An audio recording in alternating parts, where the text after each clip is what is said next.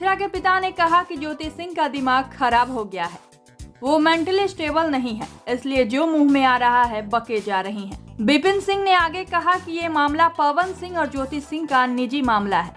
वो अगर परेशान हैं तो अपने पति की वजह से, तो इसमें अक्षरा को बीच में घसीटने का मतलब क्या है।